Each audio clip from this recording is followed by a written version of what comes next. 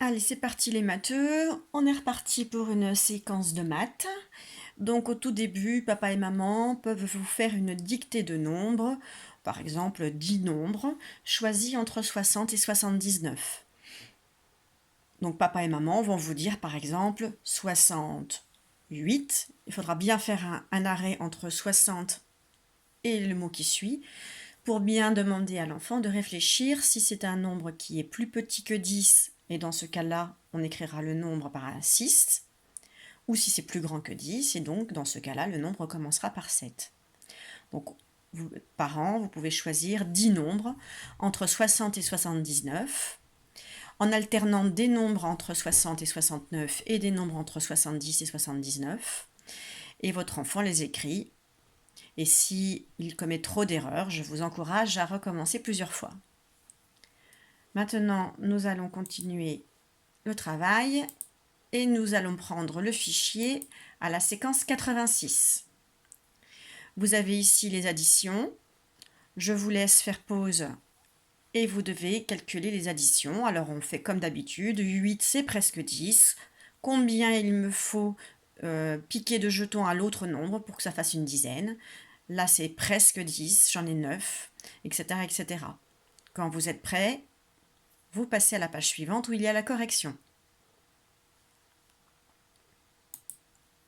Voici la correction.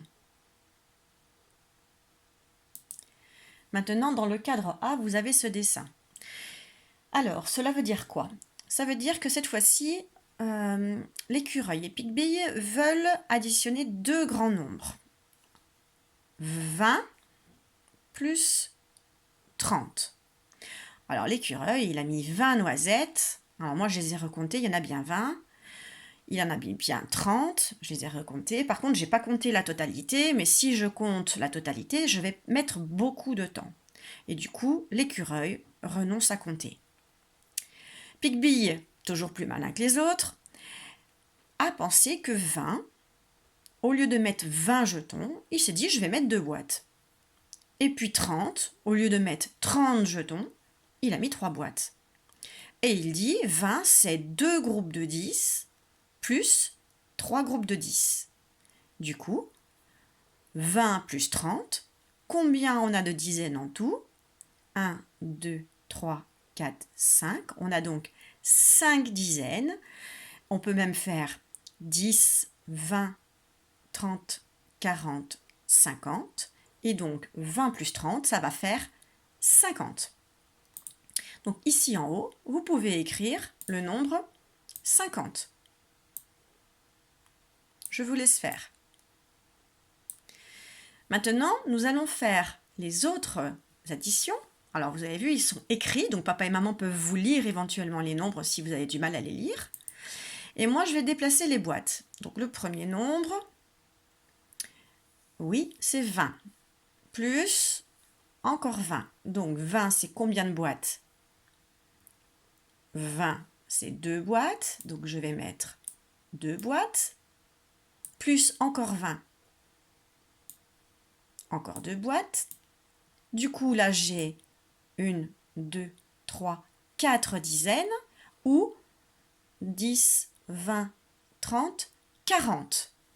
Alors moi, je prends mon crayon et ici, j'écris que 20 plus 20, ça fait 40. Vous allez faire les autres. À la rigueur, chez vous, si vous n'avez pas de boîte, ce que je doute, vous pouvez éventuellement prendre des cure-dents, en imaginant que ce sont des boîtes de pique-billes, ou des bouts de paille, ou des bandes de papier que vous aurez découpées, à partir du moment où ça vous fait des bandes. D'accord?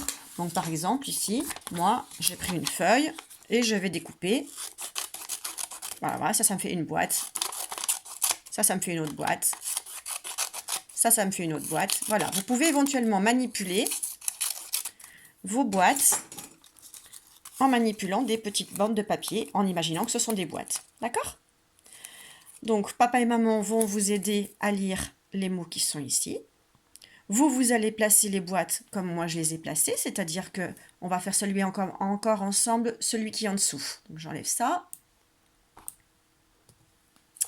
Alors, c'est écrit 30. Alors, 30. Ah, 30, ça commence comme 3. Donc, je sais que c'est 3 boîtes. Donc, 30 plus 10. Alors, là où il ne faut pas faire d'erreur, c'est qu'il ne faut pas mettre 10 boîtes. Quand on dit 10, c'est 10 jetons. Donc, 10, c'est juste une boîte de 10. Combien j'ai de boîtes ici? J'en ai 1, 2, 3, 4. 4 boîtes de 10 et 0 jeton à côté. Je vérifie. 10, 20, 30, 40. Ah oui, 40. C'est bien 4 boîtes de 10 et 0 jeton à côté. Je vous laisse faire le reste tout seul. On passe au cadre B. Cadre B, cette fois-ci, c'est un petit peu plus difficile, mais pas tant que ça. Parce qu'en fait, on nous demande de calculer 27 plus 30.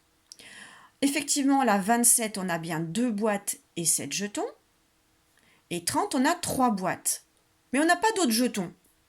Donc finalement, on n'a que les boîtes à additionner et pas les jetons.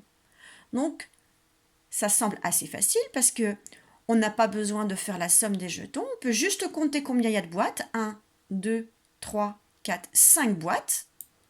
Puisque le nombre de jetons n'a pas changé, on en a toujours 7. Pour bien repérer, on peut aussi, si on veut, colorier le nombre de jetons. C'est 7 le nombre de jetons ici, il n'y en a pas. Enfin, il y en a 7 là plutôt, et c'est là qu'il n'y en a pas. 0. Et puis on peut colorier le nombre des dizaines en orange, puisque ce sont des boîtes. On a 2 boîtes et 3 boîtes. Donc ici, on a bien 2 boîtes et 7 jetons. 2 boîtes et 7 jetons. Et là, on a bien 3 boîtes et 0 jetons. 3 boîtes et 0 jetons. Et puis ici, donc, on a bien un nombre total de 5. 2 boîtes plus 3 boîtes, ça fait 5 boîtes. Et à côté, on a bien 7 jetons plus 0 jetons. Ça fait 0 jetons. Si je continue ici, vous pouvez vous aussi colorier le nombre de boîtes en orange, le nombre de jetons en bleu, comme moi j'ai fait. Ainsi. Je le mets en plus gros. Donc ici, j'ai colorié les boîtes en orange et j'ai colorié les jetons en bleu. Alors à partir de maintenant, c'est assez facile puisque il y a 0 jeton. Donc à chaque fois que l'on verra en fait une addition où il y a 0 jeton, on pourra se dire « Ah, c'est facile !» Parce que finalement, le nombre de jetons, il ne change pas. Il reste toujours égal à 4. Seul le nombre de boîtes change. Donc là, j'ai une boîte plus 2 boîtes. Ça fait donc 3 boîtes. Et le nombre de jetons ne change pas puisque 4 plus 0, ça fait toujours 4. Si vous avez besoin, vous pouvez manipuler avec des bandes de papier. Et puis pour faire les jetons, vous pouvez éventuellement prendre des coquillettes ou des petits ronds que vous aurez découpés ou tout autre objet, des boutons. Vous pouvez manipuler avec les objets que vous voulez. Et vous finirez le dernier exercice, c'est-à-dire le cadre C, où il va falloir écrire la table des moitiés. Alors moi, j'ai déjà écrit les nombres en haut. Vous n'avez plus qu'à trouver la moitié. On se rappelle, ici, on a le double et en dessous, on a les moitiés. On peut dire que 2, c'est le double de 1. Attention, il faut le même nombre ici. Ici, je voudrais le même nombre de chaque côté. On ne peut pas dire que 4, c'est égal à 1 plus 3. Et pourtant, c'est vrai. 1 plus 3, ça fait bien 4. Mais c'est un double. Ça veut dire que je dois avoir 2 fois la même chose. Je veux la moitié de 4. Je veux la moitié de 6. Je veux la moitié de 8. Je veux la moitié de 10. Ça consiste à faire le problème. J'ai 4 bonbons. J'ai 2 enfants. Les 2 enfants auront chacun combien de bonbons? Ils n'en auront pas 8, puisque j'en ai que 4. Je n'en veux que la moitié. La moitié pour un, la moitié pour l'autre. Allez, bon travail!